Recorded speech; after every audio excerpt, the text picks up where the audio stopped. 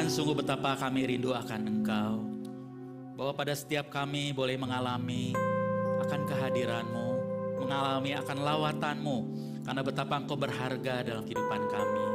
Saatnya juga Tuhan kami kembali merenungkan firman-Mu, kiranya Engkau sekali lagi juga melawat setiap kami secara pribadi. Bahwa pada kami Tuhan boleh mengalami akan ajaibnya firman-Mu yang terus mengubahkan kehidupan kami. Akan ajaibnya akan anugerah-Mu yang buat kami makin mengenal Engkau, makin mengasihi Engkau, yang hidup berkenan di hadapan Engkau. Berarti waktu ini sepenuhnya Tuhan, yang Engkau yang dipermuliakan di tengah kami. Hanya dalam nama Tuhan Yesus Kristus, Tuhan yang begitu mengasihi setiap kami naikkan doa ini. Amin. Silakan duduk kembali Bapak-Ibu sekalian. Selamat pagi Bapak Saudara semua.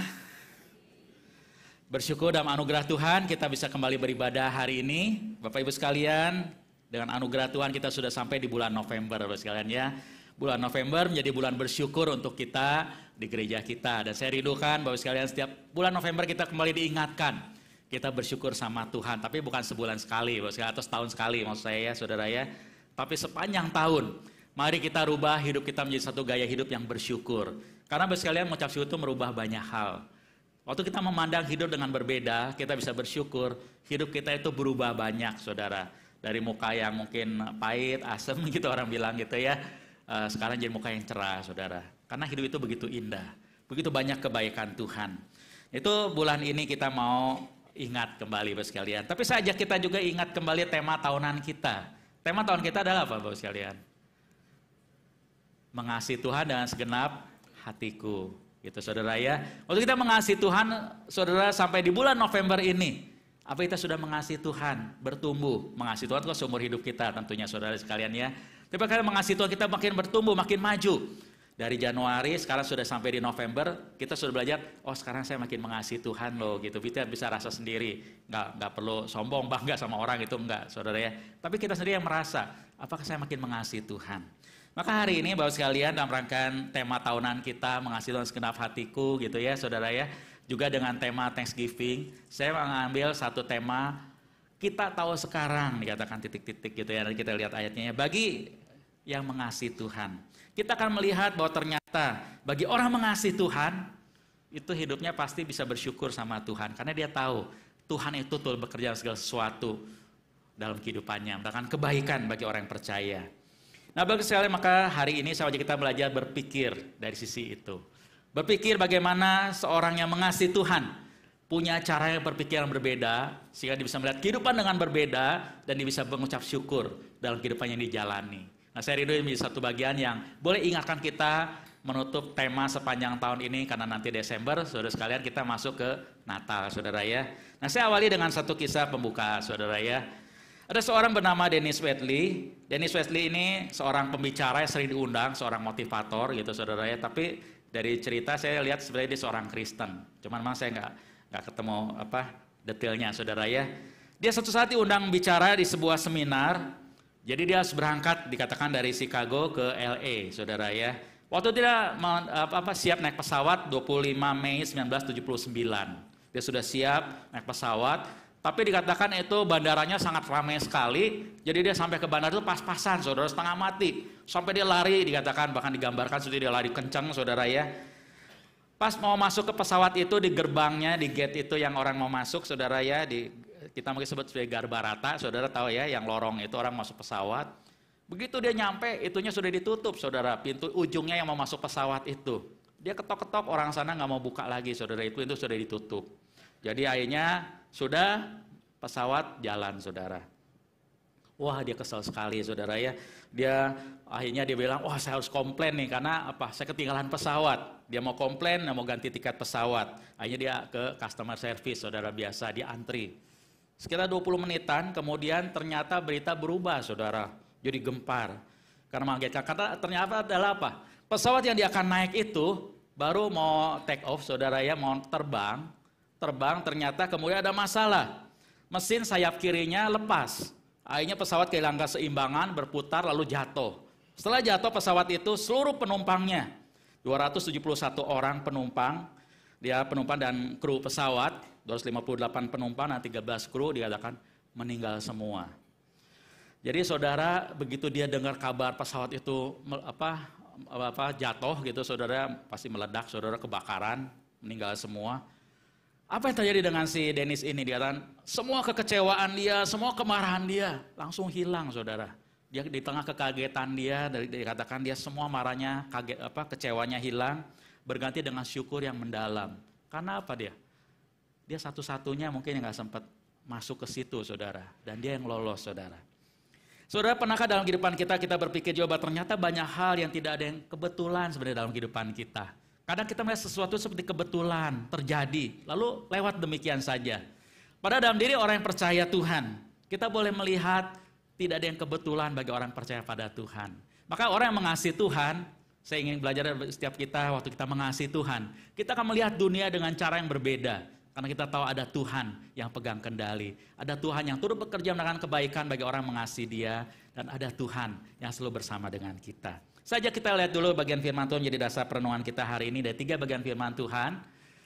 Dari Roma pasal 8 ayat 26 sampai 28. Kita tanggapannya 26, 27, nanti 28-nya baru kita baca sama-sama ya. 26, Roma 8, 26, saya pakai TB2 saudara ya. Terjemahan yang bahasa Indonesia yang kedua. Demikian juga Roh membantu kita dalam kelemahan kita, sebab kita tidak tahu bagaimana sebenarnya harus berdoa. Tapi Roh sendiri menyampaikan permohonan kepada Allah dan keluhan-keluhan yang tidak terucapkan.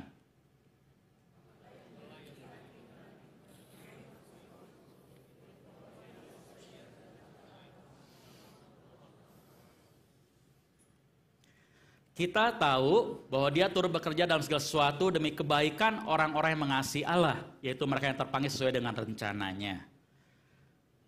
Kita tahu bahwa Dia turut bekerja dalam segala sesuatu demi kebaikan orang-orang yang mengasihi Allah, yaitu mereka yang terpanggil sesuai dengan rencananya. Nah saudara, kalau kita baca selewat dari 26, saudara ya, kita lihat perhatian sebentar. Demikian juga Roh membantu kita. Roh itu Roh Kudus membantu, menolong gitu ya, saudara. Membantu dalam bahasa aslinya sebenarnya menolong seorang gitu ya. Roh menolong kita, Roh membantu kita dalam kelemahan kita. Sebab kita tidak tahu bagaimana sebenarnya harus berdoa. Tapi Roh sendiri menyampaikan permohonan kepada Allah dan keluhan-keluhan yang tidak terucapkan. Roh sendiri yaitu Roh Kudus menyampaikan permohonan. Permohonan dalam bahasanya adalah berdoa syafaat, saudara ya, atau berdoa untuk seseorang atau berdoa dalam posisi seperti dia gitu ya, kayak memposisikan sebagai dia, kira-kira gitu. Itu berdoa syafaat, saudara ya. Jadi doa itu ada 2, satu mendoakan, yang kedua kita seperti di posisi dia, kita berdoa gitu untuk dia, saudara. Kira-kira itu gambarannya ya. Roh Kudus yang menolong dikatakan berdoa, bahkan dengan keluhan yang tidak terucapkan. Mungkin saudara pernah dalam kehidupan kita merasa nggak bisa berdoa, saudara hanya bisa nangis di hadapan Tuhan, saudara tenang, tahu-tahu saudara segar kembali. Saya yakin Roh Kudus menolong berdoa buat kita. Ada saatnya kita nggak tahu mendoakan apa, Tuhan saya bingung bagaimana mendoakan dalam kesusahan kita. Ternyata kemudian kita merasa, kok Tuhan tolong kita dengan caranya. Akhirnya jalan terbuka, atau hanya hidup kita bisa menghadapi masalah dengan baik. Kekuatannya Tuhan berikan, Roh menolong kita.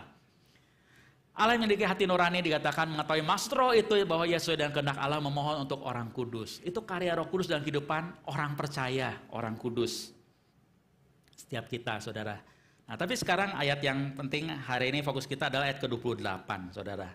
Ayat 28 ada penafsir mengatakan ayat ini mungkin merupakan salah satu janji yang paling agung dalam Alkitab. Alkitab begitu banyak berisi janji Tuhan. Tapi Roma 8:28 adalah salah satu janji yang sangat menguatkan banyak orang percaya. Saudara, kita akan perhatikan hari ini bagiannya sangat kaya, tapi kita sebisa kita, saudara ya, biasa kita belajar ya. Roma 8:28 kita tahu. Kalau Bapak Ibu sekalian Alkitab yang biasa kita pegang, kita tahu sekarang. Nah, TB2 kata sekarang dihilangin, saudara ya. Tapi memang dalam bahasanya maksudnya adalah sekarang memang. Kita tahu sekarang saat dikatakan, saat dilakukan, itu sedang terjadi. Kita tahu sekarang, katakan ya, bahwa Dia turut bekerja dalam segala sesuatu demi, di sini kan, demi kebaikan, atau kalau terjemahan TB1 kan, untuk mendatangkan kebaikan bagi orang-orang yang mengasihi Allah, yaitu mereka yang terpanggil sesuai dengan rencananya. Kita tahu di situ adalah tahu secara insting, jadi secara naluri, jadi kita tahu gitu ya. Lalu kemudian dikatakan sekarang, jadi itu saat itu juga dikatakan bahwa Tuhan turut bekerja dalam sesuatu. Maka Bapak sekalian, di sini ada hal yang penting adalah apa? Ya saya ingin kita arahkan, kita bisa lihat berbagai sisi. Dia turut bekerja dalam segala sesuatu demi kebaikan orang-orang yang mengasihi Allah. Tema tahunan kita adalah mengasihi Allah dengan segenap hati. Maka hari ini kita bisa melihat orang yang mengasihi Allah, itu dia akan mengalami ini. Dia tahu bahwa Tuhan turut bekerja dalam segala sesuatu demi kebaikan. Orang yang mengasihi Allah. Maka Bapak sekalian, kalau kita boleh balik, saudara berpikirnya, jadi bagi orang-orang yang mengasihi Tuhan, apa yang terjadi Bapak sekalian? Tadi kan, bahwa Allah turut bekerja dalam segala sesuatu untuk mendatangkan kebaikan bagi orang yang mengasihi Tuhan. Saudara ya, di sini Allah turut bekerja. Nah tadi ayat kata dia mengatakan Allah turut bekerja dalam segala sesuatu. Allah turut bekerja itu dari kata sinergio, itu Bapak sekalian ingat kata sinergi, saudara ya. Sinergi tahu ya, bekerja bersama-sama gitu ya, kira-kira melakukan bersama-sama. Itu sinergi, Allah turut bekerja. Allah selalu bersinergi, dikatakan ada kerjaan yang dia lakukan sama-sama. Berarti Allah ikut masuk dalam segala sesuatu, dikatakan. Tuhan turut bekerja. Turut bekerja itu, kalau gambarannya saudara pernah mungkin dengar satu video ya, ada anak kecil main piano, saudara mainnya dengan sangat sederhana, tahu ada seorang pemusik yang hebat duduk di samping dia, akhirnya main piano itu begitu luar biasa, jadi satu musik yang luar biasa, ada seorang hebat di samping dia. Atau saudara mungkin juga bisa lihat gambaran seorang pelukis, ini gambaran orang melukis, lukisannya jelek, lalu datanglah seorang pelukis yang hebat, dia tambah sana sini, jadilah lukisan yang indah luar biasa. Ada pelukis yang hebat. Tuhan turut bekerja di sana. Dalam situasi yang ada, Tuhan hadir di sana, dia turut bekerja. Dalam untuk apa? Katakan untuk menangkan kebaikan bagi orang yang mengasihi dia. Allah turut bekerja dalam segala sesuatu. Segala sesuatu bisa berarti dalam segala peristiwa, segala keadaan. Baik dalam diri kita, di lingkungan kita, sekitar kita, dalam segala sesuatu. Semua peristiwa, setiap keadaan. Tuhan turut bekerja di sana, dikatakan. Untuk mendatangkan kebaikan bagi orang yang mengasihi Tuhan. Kebaikan di situ bahasa Aceh adalah sesuatu yang sungguh-sungguh baik, kualitasnya baik, pada dirinya baik. Jadi bukan kelihatannya aja baik gitu ya saudara ya. Bahkan sebaliknya, kadangkala entah kelihatan, entah tidak kelihatan, itu baik pada dirinya. Saudara kira-kira gambaran itu. Nah Tuhan turut bekerja dalam kebaikan. Kebaikan yang tertinggi yang kemudian kalau lihat dalam konteks Roma pasal 8 adalah kita makin bertumbuh, makin serupa dengan Kristus. Kita makin bertumbuh terus untuk kebaikan kita. Tuhan turut bekerja. Maka bacaan sampai di sini kita bisa belajar adalah tidak ada yang kebetulan. Kalau Allah turut bekerja dalam segala sesuatu bukan hanya sesuatu yang dipilih. Tuhan turut bekerja dalam segala sesuatu dalam kebaikan bagi orang yang mengasihi Tuhan. Berarti tidak ada yang kebetulan, saudara. Hidup bukanlah sekedar mengalir sesukanya gitu ya, pokoknya ngalir. Atau sesuka kita mau jalan seperti apa. Hidup kita itu pasti banyak kerumitan, saudara, betul nggak ya? Banyak kerumitannya, banyak hal yang kita tidak tahu. Dan juga ada banyak hal yang tidak bisa kita kontrol, kita tidak bisa kendalikan. Kita harapnya ke sana, toto belok. Kita menduga seperti ini, ternyata hasilnya berbeda. Itu hidup yang kita jalani. Bahkan kadangkala saudara kita tidak bisa mengontrol semua itu, bukan hanya di awal. Awal kita nggak bisa kendalikan, kita nggak bisa duga. Dalam sepanjang perjalanan, begitu banyak hal yang bisa mengagetkan kita. Bahkan di akhirnya pun, kadangkala di luar dugaan kita. Itu hidup yang kita jalani, saudara. Banyak hal seperti itu dalam kehidupan kita. Tapi bagi orang yang mengasihi Tuhan, tadi diingatkan kembali, karena bahwa Allah turut bekerja dalam segala sesuatu untuk mendatangkan kebaikan bagi orang yang mengasihi Tuhan. Saudara, dalam Alkitab, saudara, saya berikan contoh 2 kisah yang besar di Alkitab, berikan contoh tentang hal ini. Allah yang turut bekerja dalam kisah Esther. Bapak sekalian, kalau Bapak Ibu yang rajin baca Alkitab, tahu kitab Esther bisa dibaca, saudara ya.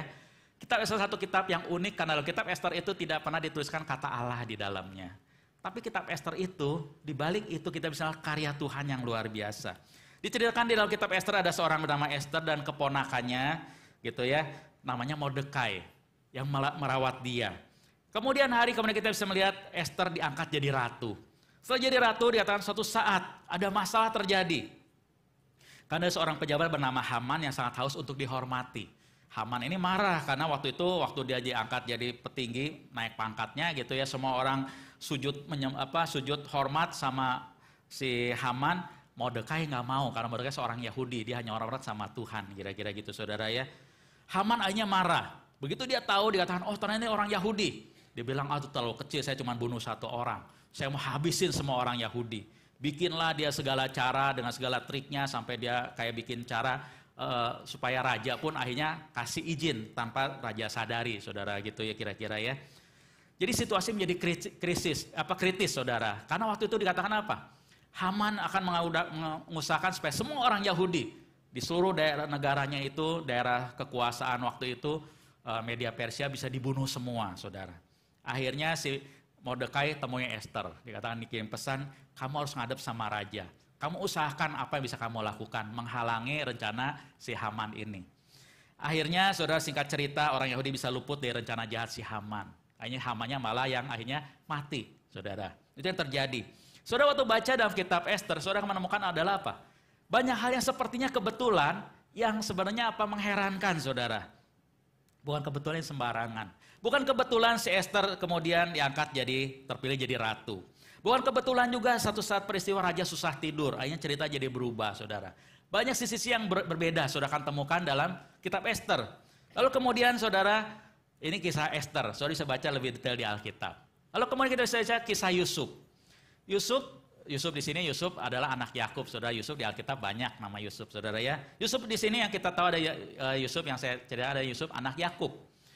Yakub waktu itu punya anak 12 anak, Yusuf itu anak 11, lalu ada adiknya Benyamin masih sangat kecil, sebelumnya bahkan belum lahir, saudara ya. Nah, Yusuf itu lahir di keluarga Yakub, di masa tuanya si Yakub. Akhirnya Yusuf itu sangat disayang oleh Yakub. Dan Yusuf anak yang baik, anak yang polos gitu, tapi dia jujur, dia baik, saudara. Lalu kemudian dikatakan Yakub karena sayang sama Yusuf, dia berikan jubah yang disebut maha indah, jubah yang luar biasa indah sekali, atau di bahasanya bisa diartikan jubah yang berwarna-warni dengan sangat indah, sangat mahal kira-kira gitu, saudara. Begitu si Yusuf dikasih jubah yang luar biasa ini, semua saudaranya itu iri dan benci kepada dia. Jadi akhirnya mereka bilang, wah ini si Yusuf ini, mereka akhirnya benci, iri dan benci pada kakak-kakaknya semua, saudara ya. Dia merencanakan mau membunuh Yusuf. Tapi waktu Yusuf mau dibunuh, ada satu kakaknya yang bela, aduh jangan gitu ya, dia pakai alasan apa, akhirnya si Yusuf akhirnya dimasukkan ke sumur yang kering. Pikir kakaknya itu nanti semua udah pulang, saya lepasin si Yusuf, kira-kira gitu. Ternyata waktu si kakaknya pergi, oleh saudara yang lain, ceritanya berbeda lagi. Tahu-tahu ada dikatakan bangsa saudagar Midian, orang Ismail lewat di sana, mereka pedagang budak. Jualah Yusuf ke mereka, daripada dibunuh nggak ada untungnya, kita jual aja dapat uang juga. Dijuallah si Yusuf pada saudagar yang lewat itu. Kemudian Yusuf akhirnya dibeli oleh Potifar, kepala pengawal Firaun, saudara ya, kepala istana Firaun. Nah akhirnya Yusuf dibeli oleh Potifar, dia kerja di rumah Potifar sebagai pelayan rumah yang sangat baik. Dia begitu dipercaya karena kerjaan Yusuf sangat bagus sekali. Sampai dipercayakan semua oleh tuannya. Tapi kemudian istri Potifar, saudara, mengganggu. Karena istri Potifar itu tertarik sama Yusuf yang masih muda, luar biasa gitu ya. Dia ajak selingkuh, saudara. Tidak ada yang tahu pikirnya. Tapi Yusuf tetap dikatakan apa? Dia takut akan Tuhan. Yusuf lari. Akhirnya malah istri Potifarnya marah, si Yusufnya difitnah. Dia mau macam-macam sama saya, kira-kira gitu. Akhirnya Yusufnya dimasukkan penjara, saudara. Dalam penjara itu, zaman dulu, apalagi ini kepala istana, pengawal istana gitu, saudara ya. Yusuf kalau masuk penjara bisa seumur hidup lah, tidak ada masa depan lagi, saudara. Tapi saudara, kita tahu dari Alkitab, Tuhan ada bersama Yusuf. Tuhan memberkati, Tuhan menyertai Yusuf. Waktunya Tuhan, akhirnya terjadi krisis kelaparan di Mesir. Dengan jalan Tuhan, singkat cerita saudara bisa baca di kitab Kejadian. Yusuf akhirnya diangkat jadi, kalau istilah sekarang mungkin sebagai mangku bumi atau perdana menteri atau apa di bawah raja, saudara, kira-kira gitu ya. Dia mengelola memimpin seluruh Mesir, dikatakan di bawah Firaun. Firaun di atasnya, Yusuf itu di bawah Firaun aja, saudara.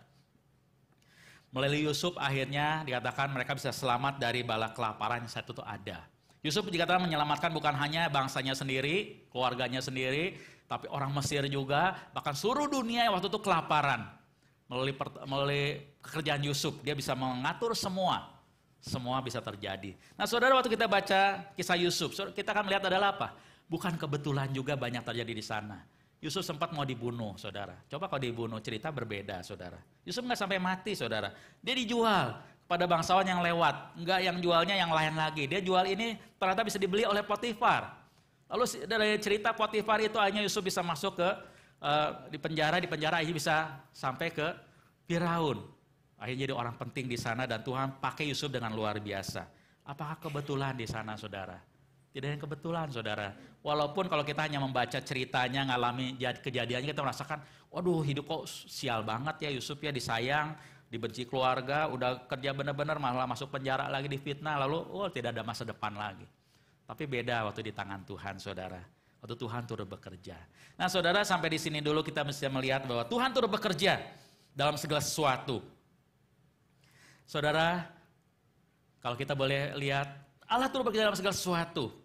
Hal yang pertama buat setiap kita. Yang pertama adalah kita apakah kita sudah percaya Tuhan Yesus, saudara. Kalau kita menunggu Tuhan turut bekerja, kita kenal Tuhan aja belum, saudara. Wah, ketinggalan, saudara ya. Kita sudah percaya Tuhan Yesus. Sebenarnya, saudara, orang belum percaya Tuhan Yesus, waktu kita bisa percaya Tuhan Yesus pun sebenarnya Tuhan turut bekerja. Berbagai cara Tuhan menyatakan dirinya sama kita sampai kita mau datang sama Tuhan. Tapi Tuhan tidak pernah paksa kita, saudara. Apa kita membuka hati kita kepada Tuhan. Maka saudara sekalian, apa kita sudah percaya Tuhan Yesus? Kalau belum, percuma saudara, seumur hidup ke gereja, segala macam saudara jalani, semua sia-siakan apa? Saudara tidak mengenal Tuhan. Maka yang pertama saja kita lihat adalah apa kita sudah percaya Tuhan Yesus. Secara pribadi, sebagai Tuhan Juru Selamat kita. Kita mengenal Dia secara pribadi. Nah setelah kita percaya Tuhan Yesus, kita terus bertumbuh. Makin hari makin mengenal Tuhan, dan makin mengasihi Tuhan. Maka waktu kita makin mengenal Tuhan, makin mengasihi Tuhan, hidup kita jalani, kita melihat dengan cara yang berbeda, saudara. Hidup kita setelah kita mengenal Tuhan, tetap ada kesusahannya, hidup kita tidak menjadi setelah percaya Tuhan Yesus jadi lancar, semua baik. Itu enggak, saudara. Kita di dalam dunia yang seperti ini. Tetap ada kesusahan, ada kesedihan, ada kegagalan, mungkin ada kekecewaan, kita tetap hadapi. Ada saatnya kita tidak mengerti orang, ada saatnya kita disalahpahami, bahkan mungkin difitnah, mungkin ditolak, mungkin diremehkan, dan banyak hal yang membuat hidup kita jadi berat, saudara. Tetap kita bisa mengalami semua, tapi kita belajar melihat dengan cara yang berbeda. Kalau ada Allah yang turut bekerja dalam sesuatu, kita bisa melihat dengan berbeda, saudara. Di tengah macet, saudara, kalau hari ini Palembang belum terlalu parah, saudara, kalau Jakarta lebih parah, saudara ya, macetnya ya, yang sering ke Jakarta. Saudara, di tengah kemacetan, apa yang kita lakukan? Lebih gampang kita ngeluh, kita marah-marah, atau sudah melihat sekelilingnya dengan cara yang berbeda. Sudah bisa mendoakan sekeliling saudara. Atau kita bisa mendoakan orang kita ingat. Mumpung lagi dia, saya tahu ada orang yang dalam perjalanan itu di tengah kemacetan bisa dengerin firman Tuhan, ada dengar lagu rohani, bisa nyanyi sepanjang jalan, dengerin puji-pujian sampai memuji Tuhan. Ada yang sepanjangnya bisa mendoakan banyak hal. Aduh di rumah gak sempat doa, sepanjang jalan bisa mendoakan banyak hal untuk apa yang dia perlukan untuk keluarga, teman, untuk pekerjaan Tuhan dan sebagainya. Banyak hal bisa dikerjakan dengan cara yang berbeda. Kalau kita tahu bahwa Allah turut bekerja dalam segala sesuatu, saudara. Maka bagi orang-orang yang mengasihi Tuhan, kita boleh percaya Allah turut bekerja dalam segala sesuatu tentang kebaikan bagi orang yang mengasihi Dia. Nah, saudara, tadi di ayat tadi kita tahu bahwa Dia turut bekerja dalam segala sesuatu demi kebaikan orang-orang yang mengasihi Dia. Nah, saudara, hal yang kedua, setelah kita tahu Tuhan turut bekerja dalam segala sesuatu, ada kata penting ayat 28. Kata yang pertama, kita tahu. Kita tahu bahwa Dia turut bekerja. Nah, saudara, akan ada saatnya mereka tahu atau kita tahu. Orang-orang yang mengasihi Tuhan, akan ada saatnya dia akan tahu bahwa Tuhan itu turut bekerja. Kira-kira gambarnya gitu, saudara.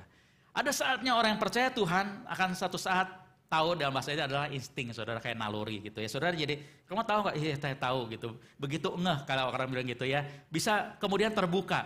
Saya tahu. Gak perlu pengalaman, tapi langsung lihat, langsung ada dalam pikiran kita. Iya, saya tahu. Itu kira-kira ya bahwa Tuhan turut bekerja. Dan dikatakan dia tahu sekarang. Dan bahasa ini dikatakan sekarang itu maksudnya ya tadi nyambung ya setelah karya Roh Kudus tadi menolong kita berdoa. Bagi orang mengasihi Tuhan dikatakan satu saat dikatakan sekarang atau sehingga atau maka kita akan tahu bahwa Tuhan turut bekerja. Kita akan sampai satu titik dia ada saatnya kita akan tahu bahwa ternyata Allah turut bekerja dalam sesuatu untuk mendatangkan kebaikan. Kita tahu bahwa ternyata Allah tidak tinggal diam. Kita akan tahu bahwa ternyata Allah peduli dan mengasihi kita. Kita akan tahu bahwa ternyata Allah itu tetap pegang kendali. Semua ada dalam kendali Tuhan. Bagi orang yang mengasihi Tuhan, kalau kita lihat dalam ayat sebelumnya, ada Roh Kudus yang menolong kita, saudara. Ada peran Roh Kudus yang nyata di sana. Saudara, kalau seorang yang mengasihi Tuhan, saya yakin dia akan selalu berusaha hidup dipimpin oleh Tuhan atau oleh Roh Kudus. Alkitab gambarkan gitu ya. Biarlah hidup kita dipimpin oleh Roh Kudus. Roh Kudus memimpin kehidupan kita. Kita selalu berusaha hidup memperkenankan hati Tuhan. Kita berusaha hidup bergantung kepada Tuhan. hati yang terarah kepada Tuhan. Maka dikatakan tadi dalam Roma pasal 8 tadi dikatakan Roh Kudus menolong kita, mendoakan kita. Roh Kudus menolong kita berdoa. Kalau kita banyak berdoa, Roh Kudus banyak menolong kita berdoa, saudara. Karena kita nggak pernah tahu bagaimana harusnya berdoa. Tapi setiap kali kita berdoa, Roh Kudus menolong kita, menyempurnakan doa kita supaya doa kita berkenan sesuai dengan kehendak Tuhan, dikatakan. Roh Kudus yang menolong kita sampai satu saat akhirnya kita akan tahu dan menyadari sepenuhnya bahwa ternyata Tuhan itu turut bekerja tentang kebaikan bagi kita yang mengasihi Dia. Nah, Bapak sekalian, sampai di sini Bapak sekalian, seberapa kita sadar dan tahu bahwa Tuhan itu peduli dengan kehidupan kita. Kisah Esther yang tadi kita perhatikan adalah Mordekai, seorang yang betul takut akan Tuhan, dia malah sama Esther. Siapa tahu justru untuk saat seperti ini engkau beroleh kedudukan sebagai ratu, dikatakan. Mordekai bisa menyadari, bukan kebetulan loh kamu jadi ratu. Siapa tahu untuk titik inilah Tuhan pakai kamu, dan betul Tuhan pakai Esther. Mordekai menyadarinya. Kisah Yusuf. Waktu masa tua Yusuf, kemudian Yakub meninggal. Yakub itu kan papanya Yusuf gitu ya. Jadi saudara-saudara udah takut, wah ada papa sih pasti masih sungkan. Kalau papa kita nggak ada, celaka kita. Karena dulu kita yang jual Yusuf, mau bunuh dia kira-kira gitu ya. Dulu dia sampai nangis-nangis, sampai setengah mati, kita terpaksa dia jual dia. Wah, sampai dia mohon-mohon, waktu ada ayatnya saudara di Alkitab ya. Betapa saudara begitu kejam sama Yusuf kan. Maka begitu Yakub meninggal, saudara langsung takut sama Yusuf, mereka datang sampai nyembah-nyembah kira-kira gitu. Kami mau jadi budakmu. Tapi apa yang Yusuf katakan? Kejadian 50 ayat 20 mengatakan, memang kamu telah mereka-rekakan yang jahat terhadap aku. Tetapi Allah telah mereka-rekanya untuk kebaikan. Dan maksud melakukan seperti yang terjadi sekarang ini. Yakni memelihara hidup suatu bangsa yang besar. Itu Yusuf sadari. Yusuf seorang yang takut akan Tuhan. Kemudian dia dikatakan, betul kamu jahat sama aku. Kamu membunuh aku dan sebagainya segala macam dikatakan. Tapi dikatakan Allah telah mereka-rekanya untuk kebaikan. Tuhan, kalau dalam bahasa Roma 8 tadi kan, Tuhan telah turut bekerja. Itu akan menjadikan kebaikan. Untuk maksud yang seperti yang terjadi sekarang, melihara hidup suatu bangsa yang besar. Karena melalui Yusuflah bangsa Israel tidak mati di tengah kelaparan. Melalui Yusuflah bangsa Mesir dapat berkat. Bahkan dunia yang waktu itu ada tidak mati kelaparan. Karena kelaparan yang sangat panjang, 7 tahun yang berat sekali. Tapi Yusuf diberikan hikmat yang luar biasa. Tapi kalau saudara kita baca dalam semua itu, dengan Yusuf itu, Tuhan turut bekerja dalam kehidupan Yusuf. Yusuf itu seorang anak manja, dijual jadi budak. Saudara bayangkan, anak yang di rumah semua udah beres, bukan anak manja dimanja kira-kira gitu ya. Anak emas di rumah sekarang jadi budak, bayangkanlah setengah matinya. Setelah itu dikatakan dia masuk penjara, ketemu orang kriminal segala macam gitu kira-kira kan. Tapi itu pembentukan Yusuf. Dia bisa akhirnya dia belajar banyak, dia bisa akhirnya ngadepi orang sulit, orang jahat, dia makanya Yusuf bisa tahu kalau orang mau nipu dan sebagainya kan. Jadi pemimpin yang besar di Mesir. Apakah itu kebetulan saudara? Tuhan yang turut bekerja. Dan Yusuf dikatakan menyadarinya. Dikatakan bahwa Tuhan dikatakan Yusuf dikatakan ini justru kebaikan. Dan saudara pentingnya mungkin tanpa disadari oleh Yusuf. Waktu itu kalau bangsa Israel hilang, saudara cerita sejarah Israel juru selamat beda kan saudara kan? Bahkan kalau secara manusia sepertinya putus saudara ya. Tapi Tuhan melindungi sejarah bangsa Israel itu tidak hilang, tidak habis dengan kelaparan, tapi tetap bisa bertahan. Karena apa? Tuhan tetapkan juru selamat lahir dari bangsa Israel kalau saudara. Itu bukan kebetulan satu perjalanan sejarah. Tuhan yang turut bekerja. Nah saudara, maka sampai di sini saya mau ajak kita belajar. Bagaimana kita tahu? Belajarlah berdoa selalu minta sama Tuhan. Supaya pada waktunya Tuhan bukakan. Kita bisa mengerti apapun yang kita hadapi. Nah, saat kita mengerti, kita satu saat kita akan bersyukur. Saat kita mengerti betul kita bersyukur, oh ternyata Tuhan itu turut bekerja loh. Tuhan itu luar biasa. Nah saudara, sampai di sini kita melihat kehidupan kita. Mari kita melihat ke belakang. Saudara lihat kehidupan kita di masa lalu sampai hari ini. Kita mungkin menyadari, kita akan tahu Tuhan turut bekerja. Saudara, waktu kita melihat kehidupan kita melihat keluarga kita, pernikahan kita. Mungkin tidak semua ideal, saudara, tidak semua seperti yang kita harapkan. Waktu kita melihat akan studi, sekolah, perjalanan studi kita. Waktu kita melihat perjalanan pekerjaan kita, bahkan ada orang yang kerja sampai ganti-ganti kerjaan banyak, saudara, sampai hari ini yang baru ada. Mungkin saudara juga pelayanan yang berubah-ubah dulu, pelayanan A atau B dan sebagainya. Waktu kita lihat ke belakang, satu saat saudara kalau kita melihat Tuhan turut bekerja, kita akan belajar adalah apa? Ternyata di tengah semua situasi itu, Tuhan ternyata turut bekerja saudara. Kadang mungkin kita berpikir juga gimana Tuhan memakai itu ya, semua yang terjadi itu untuk jadi kebaikan buat kita. Ilustrasi sering kali, contoh yang gampang, saudara, seorang chef gitu ya, tukang masak, ahli masak yang hebat, sediakan berbagai bahan makanan. Dia bisa apa? Saudara sediakan banyak bahan makanan, dia bisa buat masakan yang enak. Dia bisa gunakan semua, itu termasuk untuk hiasan mejanya, saudara, kira-kira gitu kan ya. Seorang chef yang hebat kan begitu kan saudara kan, ahli masak yang hebat. Lalu seorang ahli yang buat kue, saudara, disediakan bahan-bahan kue yang banyak. Dia bisa mencampur semua jadi makanannya kue yang enak.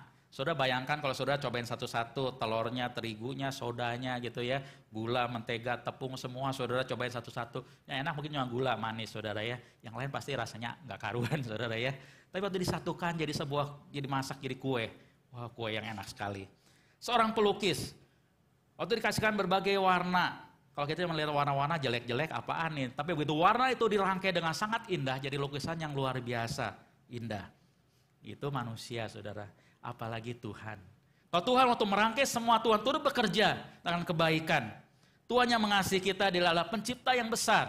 Tapi Dia mengasihi kita. Dia memakai segala sesuatu yang ada dalam kehidupan kita. Termasuk berbagai pengalaman hidup kita yang buruk. Hal yang kelihatannya hancur untuk bentuk kita semakin indah. Makin serupa dengan Kristus. Kita melihat luar biasa karya Tuhan. Manusia aja bisa bikin yang luar biasa. Apalagi Tuhan yang luar biasa, saudara. Bentuk kehidupan kita. Waktu tadi kita lihat kisah di awal yang jadi contoh, kisah Dennis Wedley ini, saudara yang tadi saya ceritakan, itu berujungnya baik untuk dia, saudara. Dia selamat. Tapi saudara, bagaimana kisah sebaliknya? Satu pesawat itu yang lain itu nggak ada yang selamat, saudara. Cuman dia kan, yang masuk pesawat semua celaka. Orang percaya bisa melihat nggak di situ Tuhan turut bekerja. Orang yang percaya Tuhan, mengasihi Tuhan akan tetap belajar, percaya. Ingat karena kita boleh lihat, kita tidak pernah tahu kisah sebelumnya dan juga sesudahnya nanti. Hidup kita itu hanya sejauh yang Tuhan buka kita tahu, saudara. Bagi yang mengalami peristiwa tadi kayak kecelakaan tadi misalnya, itu ada rahasia dia sama Tuhan kan, kita nggak pernah tahu, saudara. Masa lalunya segala macam, tahu-tahu Tuhan ya izinkan pesawat itu jatuh, meninggal semua satu pesawat, saudara gitu ya. Bagi orang lain mungkin juga ada saatnya mereka bisa mengerti Tuhan jadikan kebaikan pada waktunya. Mungkin ada orang yang kemudian keluarga yang mengalami juga ada kebaikan yang mereka baru dapatkan kemudian hari. Atau Bapak sekalian kadang-kala juga Tuhan ada rencana lain yang kita tidak tahu saat ini. Saudara, seringkali kita lupa semua kisah yang kita lihat itu seringkali belum selesai. Saudara ingat kisah Ayub di Alkitab. Kalau kita baca kitab Ayub di depan, kita akan tahunya adalah apa? Kejam sekali ya, waduh sengsara banget si Ayub ini gitu ya. Kok Tuhan diem aja sampai semua yang Ayub miliki itu habis. Dari orang paling kaya jadi paling miskin, anaknya meninggal semua, istri yang paling dekat pun meninggalkan dia. Waduh sengsara, belum lagi tambah lagi kemudian sakit seluruh tubuhnya. Ujung kepala sampai ujung kaki. Apalagi yang tersisa, saudara. Kalau kita melihat Ayub, orang akan melihatnya adalah apa? Waduh si Ayub ini dosanya sebesar apa nih, apa segala macam. Kan orang gampang menghakimi, saudara. Tidak pernah tahu siapa kisahnya.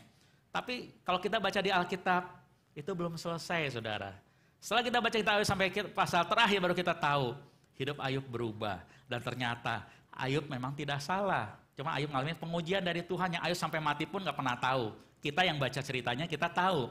Ada iblis yang mencobai menguji Ayub di sana. Tapi kan Ayub sendiri gak tahu. Tapi dia setia kepada Tuhan, kita percaya. Tuhan tidak pernah salah. Itu Ayub, saudara. Saudara, seringkali dalam kehidupan kita juga ada kisah seperti itu. Maka Tuhan Yesus pernah berkata pada murid-muridnya juga, apa yang kuperbuat engkau tidak tahu sekarang, tapi engkau akan mengertinya kelak. Itu sisi-sisi yang seringkali Tuhan tunjukkan juga dalam kehidupan kita. Apa yang Tuhan kerjakan kita nggak tahu sekarang, tapi suatu saat kita akan mengerti. Bagi orang yang mengasihi Tuhan, suatu saat dia akan tahu. Ada saatnya kita akan tahu. Maka saudara sekalian selalu doakan supaya saatnya kita tahu. Sorry ya. Nah, maka saya akan sebagai bagian akhir, bagi yang mengasihi Tuhan. Bagi yang mengasihi Tuhan, kalau kita tahu Tuhan turut bekerja dalam segala sesuatu tentang kebaikan bagi orang yang mengasihi Tuhan. Maka seharusnya adalah apa, saudara? Dua sikap kita akan punya. Ada selalu percaya. Apapun yang terjadi kita tetap percaya Tuhan itu turut bekerja kok, akan datangkan kebaikan. Kita selalu percaya. Dan yang kedua kita akan belajar selalu bersyukur. Kita akan optimis jalani setiap hari. Dia segala sesuatu dengan positif. Karena kita tahu Tuhan turut bekerja. Kita masih sesuatu dengan iman, melihat ke depan, percaya Tuhan tetap bekerja. Untuk menghadapi masalah, belajar tidak mengeluh, saudara, lalu tidak cari kambing hitam. Wah, gara-gara si A, B, C, D, dan seterusnya, saudara. Lihat masalah dengan berbeda. Waktu saudara juga lihat masa lalu tidak selalu indah, ada masa lalu yang kelam. Jangan salahkan masa lalu. Doakanlah Tuhan, biarlah itu jadi satu yang Tuhan jadikan turut bekerja, jadi satu yang indah hari ini dalam kehidupan kita. Orang-orang di masa lalu kita juga mungkin ada yang telah menyakiti kita kecewa, ada kepahitan, sakit hati. Tapi waktu orang yang mengasihi Tuhan, melihat sesuatu, kalau kita percaya Tuhan turut bekerja dengan kebaikan bagi aku, kita melihat dengan cara yang berbeda, saudara. Kita bisa menjadi dengan cara yang berbeda. Maka Bapak sekalian, akhir cerita tadi kisah Danny Whitley, kalau Bapak Ibu baca kisahnya ya. Akhir ceritanya bagaimana saudara sekalian? Setelah peristiwa dia selamat dari pesawat yang jatuh itu betul-betul sangat mempengaruhi kehidupan dia. Sampai kemudian dikatakan dia tiketnya tadinya dia mau kembaliin, mau ganti tiket, dia tidak jadi. Tiket itu dia simpen, saudara. Dia taruh di kantornya, dipasang di dinding di kantornya. Dikatakan, itu setiap kali dilihat tiket itu, ingatkan dia kembali. Setiap hari, sejak kejadian yang kecelakaan pesawat itu, dia kembali diingat adalah, setiap hari adalah anugerah. Anugerah Tuhan. Dia ingat kembali ada kesempatan yang kedua yang Tuhan berikan dalam kehidupan dia. Setiap kali dia ada masalah, setiap kali dia diperlakukan tidak adil dan sebagainya, dikatakan, dia kembali lihat tiket itu. Hidup yang berbeda, saudara. Itu Dennis Whitley, saudara ya. Nah bagaimana dengan kita, saudara? Kita nggak punya tiket itu, kita nggak alami kejadian itu. Apa kita berbeda, saudara? Orang yang mengasihi Tuhan, apa yang kita lihat, saudara? Yang kita tempel harusnya ada dalam hati kita. Kita pandang kembali pada Kristus. Pandang kembali pada salib Kristus. Setiap kali kita ada masalah, ada pergumulan, bahkan hidup yang mengecewakan, lihat kembali pada salib Kristus. Kita ingat kembali ada apa? Harusnya saya sudah mati karena dosa saya. Tuhan menyelamatkan saya. Hidup saya sekarang berharga di mata Tuhan. Terlebih lagi adalah Tuhan sayang sama saya, sama kita. Berbeda nggak saudara melihatnya?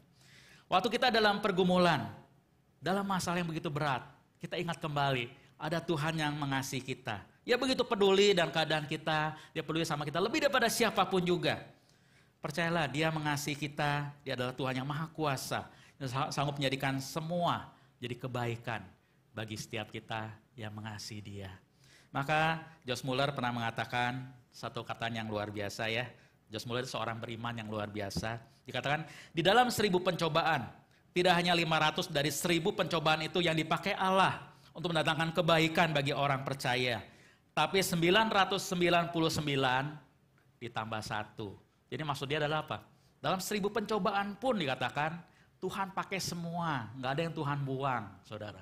Semua yang kita alami itu dikatakan dipakai Allah mendatangkan kebaikan bagi orang percaya. Itu keyakinan dari Josh Muller, seorang beriman yang luar biasa. Tapi saya yakin juga dari firman Tuhan tadi, bahwa Tuhan turut bekerja dalam segala sesuatu tentang kebaikan bagi orang yang mengasihi dia. Maka sebagai penutup dalam rangkaian sepanjang tahun ini, tema kita mengasihi Tuhan segenap hatiku, gitu ya, mengasihi Tuhan segenap hati kita. Apakah Bapak sekalian kita belajar mengasihi Tuhan segenap hati? Bagi orang yang mengasihi Tuhan, dia akan bisa melihat bahwa Allah turut bekerja dalam segala sesuatu tentang kebaikan bagi kita. Dan satu saat kita akan tahu. Kalau hari ini kita belum tahu, tetap percaya. Karena kita tahu Tuhan pasti dengan kebaikan. Tidak ada yang kebetulan. Nah saudara, Bapak saudara sekalian, hari ini bagaimana keadaan kehidupan kita? Mungkin tidak sebaik yang kita harapkan, ada kesulitan tetap ada yang kita harap ada perubahan tidak pernah berubah, saudara. Tapi belajar dan melihat dari sisi yang berbeda.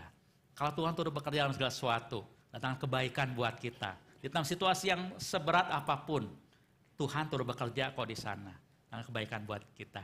Tinggal kita berdoa adalah Tuhan, selain kita kuat di sana, kita tetap percaya sama Tuhan. Kita percaya satu saat kita akan tahu. Dan di balik semua, saya mengajak kita sepanjang bulan ini, mari kita belajar bersyukur. Karena kita percaya Tuhan turut bekerja dalam segala sesuatu. Mari setiap kita bertumbuh terus menjadi seorang yang mengasihi Tuhan. Dan saya boleh percaya sekalian, kalau kita mengasihi Tuhan, percayalah hidup kita aman dalam tangan Tuhan. Di tengah segala kesulitan apapun juga, Tuhan selalu turut bekerja dalam segala sesuatu. Semua yang kita hadapi, ada Tuhan di sana bersama dengan kita. Amin. Mari kita berdoa. Tuhan, Engkau mengenal setiap kami secara pribadi, Engkau mengenal kami apa adanya. Kalau ada di antara kami Tuhan yang hari ini datang pergumulan yang berat, hidup yang mungkin terasa gelap, terasa pahit, atau perjalanan yang begitu berat dengan air mata. Tuhan tahu juga apa adanya kami. Tapi biarlah Tuhan, arahkan mata kami kepada salib Kristus, kepada Tuhan yang mengasihi kami. Dan kami tahu di sana kami aman. Karena kami tahu Tuhan betapa ajaibnya Engkau mengasihi kami. Bahkan jauh melampaui yang dapat kami bayangkan dan pikirkan.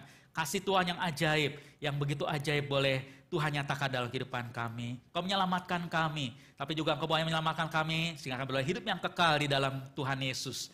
Tapi juga kami bersyukur Tuhan di tengah dunia yang gelap, di tengah dunia yang penuh pergumulan.